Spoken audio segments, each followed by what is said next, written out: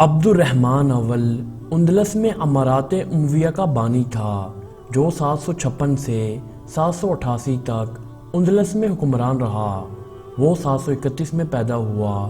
756 میں عبد الرحمن اول خلافت عباسیہ کو نظر انداز کر کے امارت قرطبہ کا ایک خود مختار امیر بن گیا۔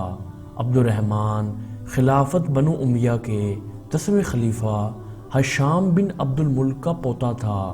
جب عباسیوں نے دمشق پر قبضہ کر کے خلافت امویہ کا خاتمہ کیا تو اس وقت عبد الرحمن اول کی عمر 20 سال تھی۔ وہ عباسیوں کے ہاتھوں خاندان امویہ کے قتل عام میں بچ جانے والا واحد فرد تھا۔ وہ اور اس کے بھائی یحییٰ نے محل سے فرار ہو کر صحرا میں ایک بدوی قبیلے کے پاس پناہ لے لی۔ اس دوران عباسی اپنے حریفوں کو بے رحمی سے قتل کرتے رہے اور ان دونوں بھائیوں کی تلاش شروع کر دی۔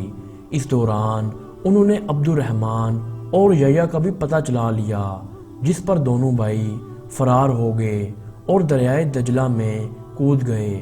عباسی سپاہیوں نے واپس آنے پر امان دینے کا وعدہ کیا، جس پر یحییٰ ان کے کہنے پر یقین کر کے دریا سے نکل پڑا تو عباسیوں نے اسے فوراً ہی قتل کر دیا، جبکہ عبد الرحمن تیر کر دریائے دجلہ عبور کر گیا اور بعد ازاں شام اور فلسطین سے ہوتا ہوا شمالی افریقہ پہنچ کر عباسیوں کی دسترس سے باہر ہو گیا۔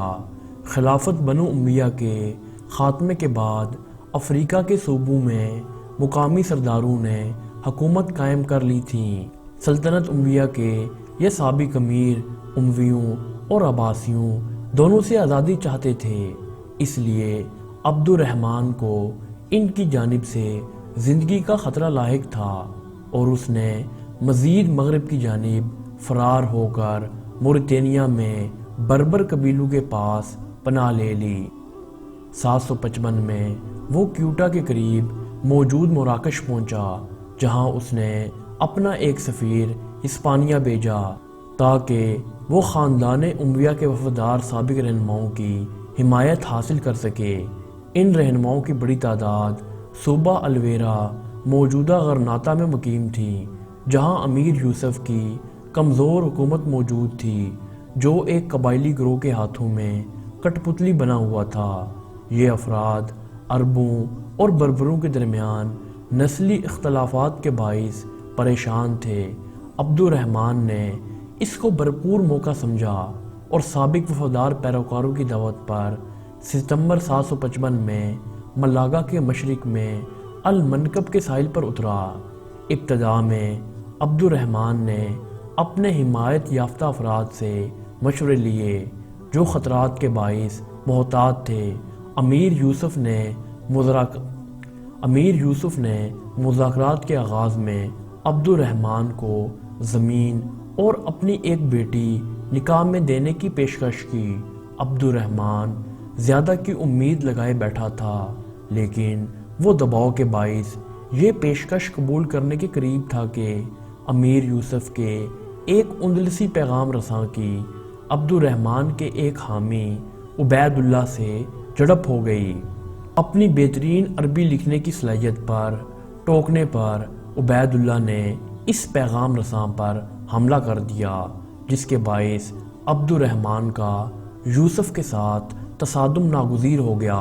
756 میں دونوں جماعتوں نے وادی الکبیر میں ایک جنگ لڑی جو 16 مئی کو قرطبہ کے قریب یوسف کی شکست کے ساتھ ختم ہوئی۔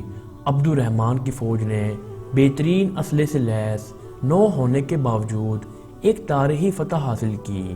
ان کے پاس صرف چند گھوڑے تھے، حتیٰ کہ ان کے پاس علم بھی نہ تھا، اور ایک سپاہی نے اپنے نیزے پر اپنا سبز امامہ لپیٹ دیا اور بعد میں یہی اندلس میں امویوں کا علم اور نشان قرار پایا۔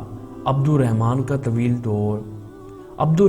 طویل دور حکومت عرب اور بربر باشندوں کی بغاوتوں کے خلاف جد و جہد کرتے گزرا، جن کی اکثریت آزادی چاہتی تھی۔ 763 میں عبد الرحمن نے اپنے دارالحکومت کے قریب بھی ان باغیوں سے جنگ لڑی جو عباسیوں کی حمایت کر رہے تھے۔ اس نے فیصلہ کن فتح حاصل کی۔